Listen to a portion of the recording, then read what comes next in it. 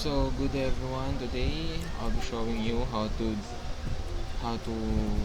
create or make the RAID. Um, so first is punta tayo sa settings. After nyan, storage and itong add hard disk. So create tayo. So lagay natin dito is RAID 1 and set natin sa 50 at 0 50 0.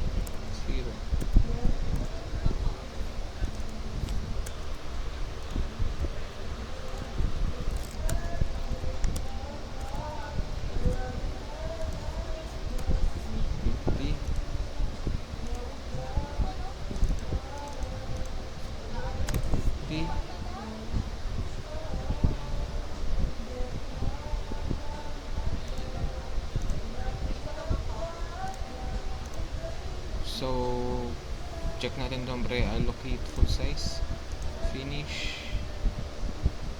and ito na yun. Then create ulit tayo ng panibago.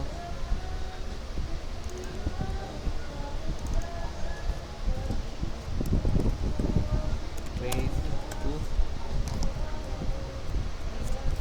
and set natin 250, pre-allocate full size, finish.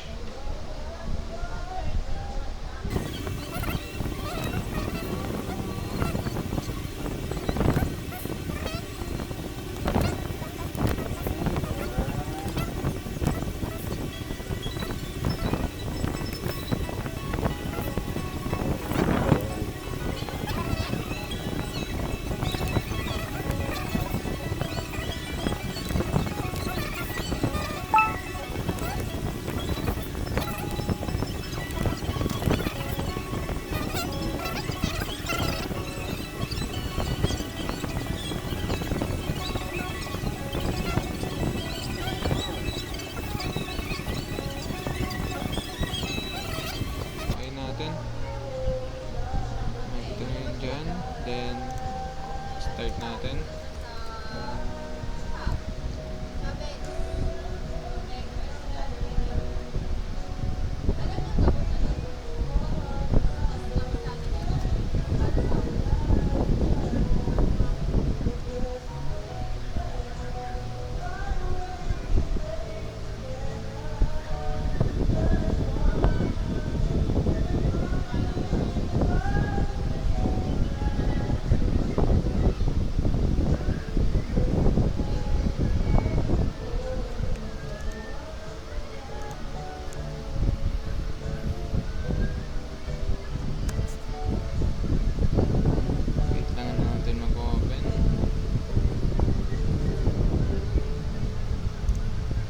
Nais ko sa tuwina ay nagtatanaw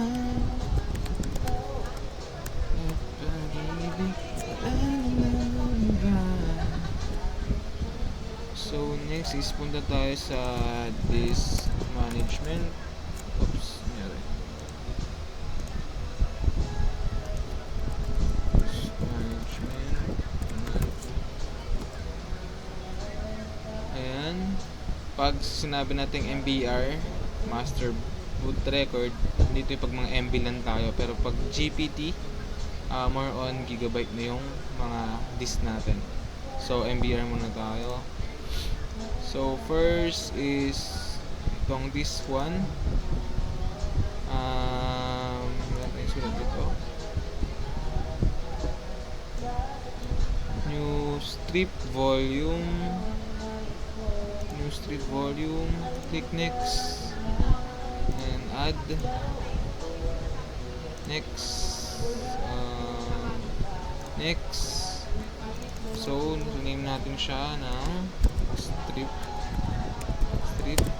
volume and next and finish. Yes.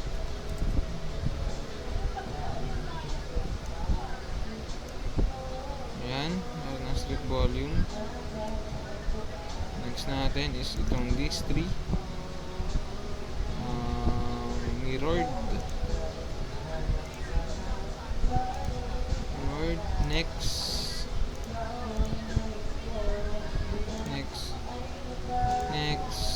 and ito tiname lang natin to, mirrored volume.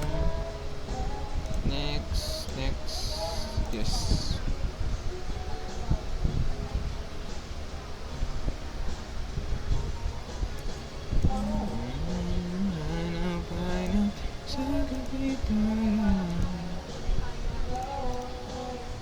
So next is new span. Next, add, next, span volume. Next, finish. Yes. Ikaw ang naging hanap sa kabitara. And next is yung RAID 5 natin. RAID 5 in this 8 new RAID 5 volume. Next, and add next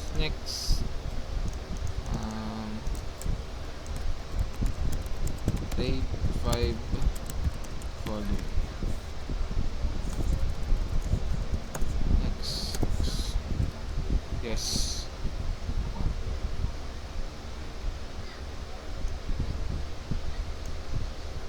So ayun, makikita nyo dito na yung this one natin is this one and this 2 is naka-strip volume, and yung this 3 and this 4 natin is naka-mirrored volume, and yung Windows 5 ay yung this 5, this 6, this 7 is naka-span volume, and yung this 8, this 9 and this 10 is naka-RAID 5.